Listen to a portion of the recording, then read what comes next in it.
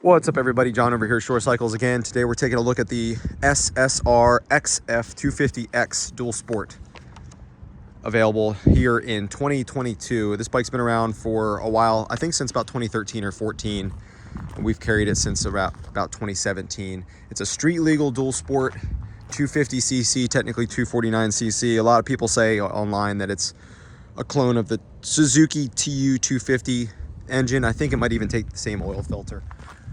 Might want to verify that, but nice bulletproof simple engine, 250cc. It is carbureted with a 26mm carburetor. They're claiming 18 horsepower from the factory, electric start, CDI ignition, and a lot of good features for the price. So currently we're looking at $34.59 MSRP here in 2022, so about $3,500 plus freight, prep, tag, title, stuff like that. But still, $34.59 is a steal for a brand new bike in 2022. So starting at the front, we have an 18-inch front wheel. Comes with the dual sport style tire. So like I said, this is a dual sport, perfect for Jeep trail, fire trail, 2-track, things like that. It's not a full dirt bike. It's not made for single track and things like that, although it could probably do some simple single track.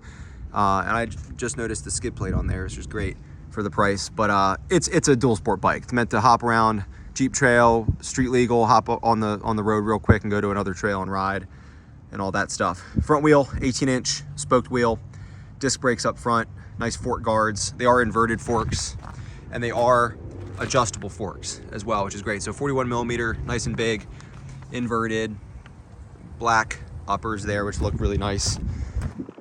High mount fender for good clearance from the tire. Headlight built in to the front number plate there. Turn signals, DOT approved. They're nice and compact though, but full street legal bike. Hence the reflectors on the side. Switches up on the right side. We have the kill switch, light switch, and electric start. Front brake lever, master cylinder, and then you have a nice steel braided brake line for the front. Clutch lever on the left side, high beam, low beam. There's a flash to pass button for the high beam, so you can flash your high beams. Turn signals and horn. Over on the gauges, we have your tachometer, a digital fuel gauge.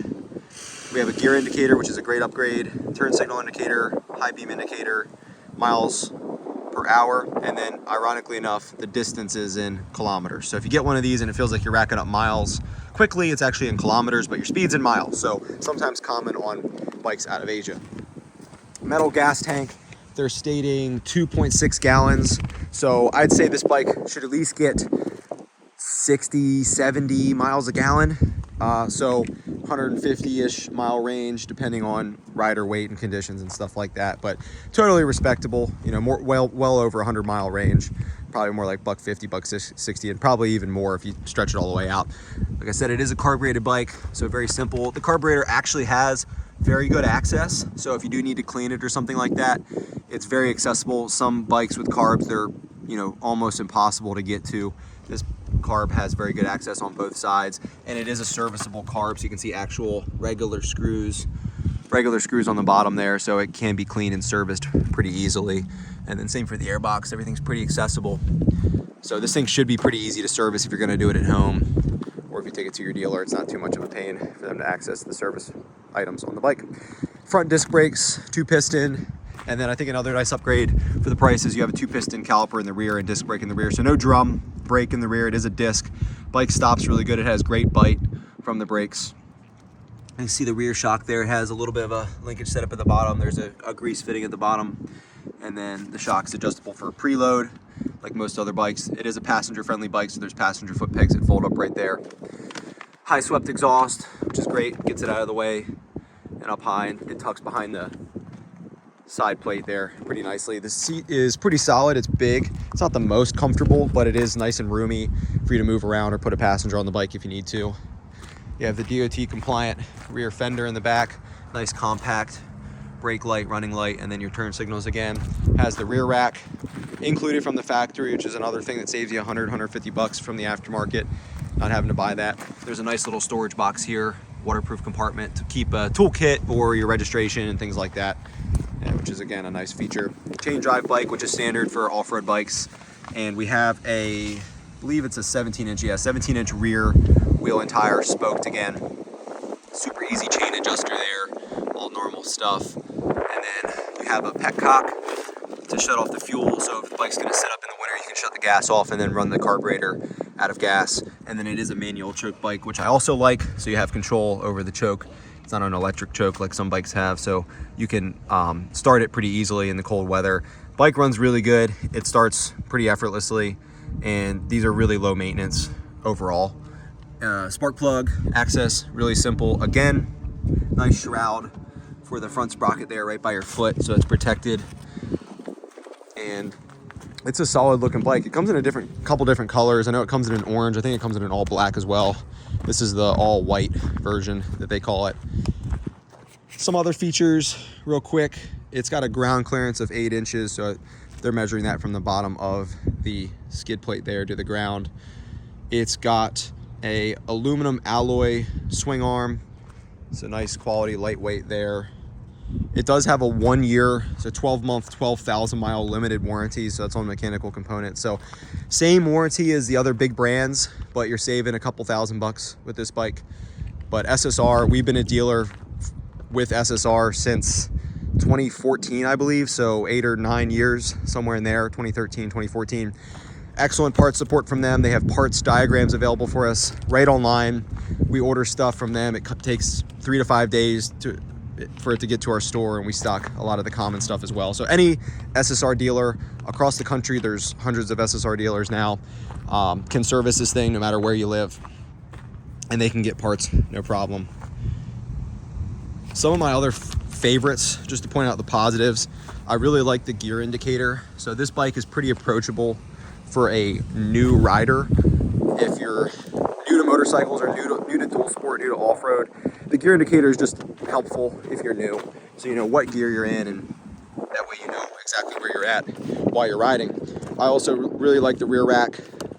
Again, not many other bikes come with a rear rack these days, so it just saves you money. It's already mounted up nice. You can probably throw 15, 20 pounds on there. I don't see a weight rating, but somewhere in there. You can throw a trunk or a bag, like a giant loop style bag would be perfect for the back of there. The adjustable forks is also a big upgrade for a bike at this price point, and that they're inverted forks. So the front feels nice and plush. It feels good. Again, 8 inches of travel on a dual sport is fine. It's not 11, 10 inches of travel like a full dirt bike, but this isn't a full dirt bike, it's a dual sport. So 8 inches is plenty of travel on the front forks there. Just a couple drawbacks, just to point out things that I'd like to see changed at some point. The 18-inch front is cool. It does have a nice fat tire look to it, but most serious dual sports are gonna have a 21 in the front, and you're gonna run a 90-90-21 tire. The tire setup on this bike, being an 18 and a 17, does limit you a little bit. Usually on an enduro style dual sport from KTM and such, you'll see a 21 in the front and an 18 in the rear. That's your common enduro setup. So it'd be nice to see this thing with a 21-18, because that's going to open up your tire availability to the more aggressive tires like the Dunlop AT81, which is a staple enduro, hardcore enduro type dual sport tire. Now that's not a DOT compliant tire, but if you're going to really off-road this thing, it'd be nice to have the option to do a 21-18 setup. But if you're primarily a 50-50 rider, 50% on-road, 50 off, Jeep trail, stuff like that, you're not going to have any complaints about the tires. You can drop the pressures lower on these things, and with how much tire sidewall there is on these, you're going to get a good grab on most surfaces. If you're riding in sand and other softer surfaces, you'll probably want a little more aggressive tire. If you're street oriented, the Dunlop Trail Max Mission is a great tire. That's a true 50-50 tire. But there's a lot of options out there for tires, but you know, 21-18 would be nice to see. The top speed is okay. This bike's really most comfortable at 55, 60, maybe 65. I think I've gotten it up to about 70 before, and you see it actually turns to the red in there at 60. So it's comfortable 50 to 60, where it feels the best. Yes, it'll go faster than that if you need to. Yes, it can hop on the highway. It's full highway legal, but it's really just not designed for that. It also just kind of vibrates at those speeds, but from any 350 KTM or 500 EXC KTM, you're gonna feel the same way with those, and those are 350s and 500s. So this is a 250. It's not like it's out of the norm for the bike, but I'm just pointing it out that if you think this is gonna ride like a Tenere 700 or a 690 Enduro, it's not that bike. It's not that big. It doesn't have as much counterbalancing to the motor and things like that. So it's going to feel more like a dual sport. It's going to feel more like an off-road bike on the road, which is fine for what it is, especially again at the price point of $34.59. The mirrors are kind of cheap, I guess. They're fine. There's nothing wrong with them, but I mean, mirrors are cheap from most suppliers when it comes to an off-road bike. The first thing I would do is put a double take brand mirror on one of these. Those are the mirrors that use the ram mount ball and then arm adapter here, and then the double take mirror would go here, and it is shatterproof and all that. I've been running those on my dirt bikes and dual sports for years, and they've never broken on me. And that's the first thing I would do. It also look better. It also allows you to fold the mirror down, so if you're going to get into some tight trail, that's a really good thing to have. They're pretty affordable from Double Take. Another upgrade that I'd definitely be doing if I'm going to dual sport this is get some handguards on here. You'd have to look at the throttle tube and assembly here. There's obviously a cap there. So if you want to do rigid mount guards, you can see this actually does go through the bar. So you might have to do some customization here. Maybe find an aftermarket throttle tube that accommodates a bolt going through this. But getting in a Cherubies or a Bark Buster on these would really equip it well. The fact that it has a skid plate too is a huge upgrade. It is a metal skid plate, and it also does have a lower frame assembly going there. So not only is the motor protected by the frame, it also has the skid plate. So really, this bike, you throw a little more aggressive tire at it, you dial in your suspension, put on some hand guards, Bark Busters, and some double take mirrors, it's ready for some dual sport. Some really good dual sport enduro style riding, no matter kind of where you're at in the country and your riding experience. It'll be able to handle it, and it's plated. So that's a huge advantage. There's not really a lot of plated dual sport bikes left anymore. There's a couple of the DRZ models available. KTM obviously makes them, but this bike's $34.59. Those bikes that I was referencing, besides the Suzukis, the KTMs and stuff, they're awesome, but you're spending more than $10,000. So for the price of one of those, you could get 3 SSRs and all your buddies could ride together. So, you know, not as aggressive and not as ready to race as those other bikes, but it's a great dual sport. You can have a lot of fun on.